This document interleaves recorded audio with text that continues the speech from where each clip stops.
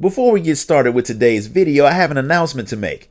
After years of telling other people's stories, I finally released one of my own. My novel Eternal Reign is available now in both ebook and paperback format for those of you who are like me and prefer to collect physical media.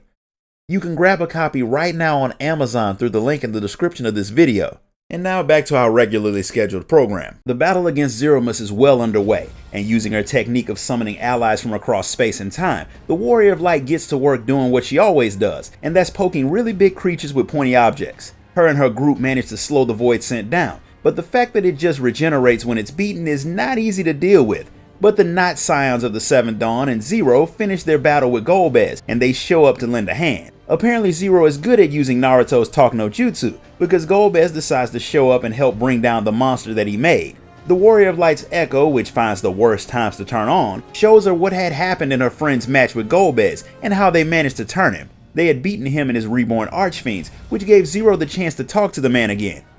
She pointed out that breaking the barrier between the Void and the Source wouldn't fix the world, but if the two of them work together, they may be able to really heal it. So she draws out some of the light ether that she took from the first to prove to him that it's possible, something that she was only able to accomplish by trusting others to have her back. Trusting people is very un-Void Scent-like, since that could lead to you getting eaten, but she figures giving Golbez a chance to work with her to fix the world is better than letting Zeromus kill everyone.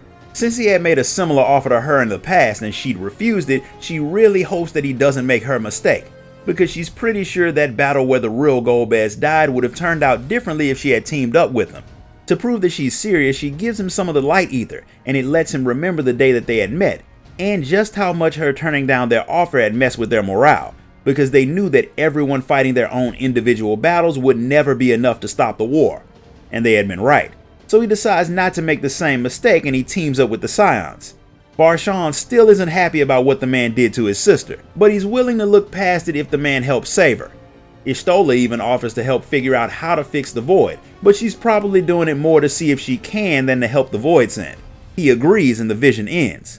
Fortunately, this whole scene played out in a few heartbeats because Zeromus breaks through Golbez's shield and Zero decides to go on the attack.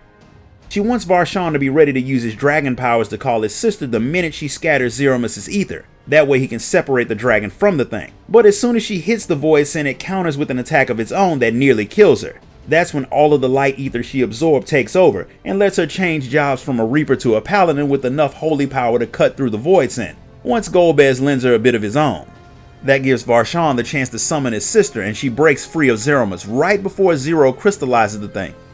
Ashdaya doesn't have the ether left to survive, so Varshan gives her the eye that he was using to power his vessel. That gives his sister enough power to form a new, yet a lot smaller body. That also makes him lose control of the vessel, so you all have to carry it out of the crater. With the battle done, Golbez goes to leave since he did kind of cause all of this, but Zero tells him that the fact that he helped in the end makes up for all of that. It really doesn't though, not at all. And the fact that she, being somebody who he didn't actually do anything to, thinks she has the right to decide that him sucking the life out of Ashdaya for thousands of years, merging her with the Void Scent, then trying to make her invade her own world as a monster, can all be wiped away because he blocked an attack for them, is probably one of the stupidest things I've ever heard. But these people all operate on video game logic, so I guess we'll let it go. With the dragon saved and the invasion stopped, everyone is ready to head back home. So for what will likely be the final time, since she's going to get tossed on that long list of characters that get forgotten about, the Warrior of Light, the Dragon, and the Scions, who disbanded in name only, tell Zero goodbye and good luck on her mission to fix the world with Golbez. To help them out a little bit, Y'shtola summons her little water minion without the very childish chant that she had before, and after threatening you all with bodily harm if you ever mention the original again, she gives the thing a new and improved warding scale and gives it to Zero to help you all stay in contact. Since she's not coming back, Zero wants you to take Reen the Memoria crystal that's filled with all of the darkness that had come from Zeromus. If she can draw it out, it might help finish balancing the ether of the first, which should technically help the Void too since they're connected. The Warrior of Light gives her the crystals that contain the Archfiends, and with that done, you all finally head home. And that's where we're going to stop for the day. If you enjoyed this video, be sure to like it, comment, share it, and subscribe.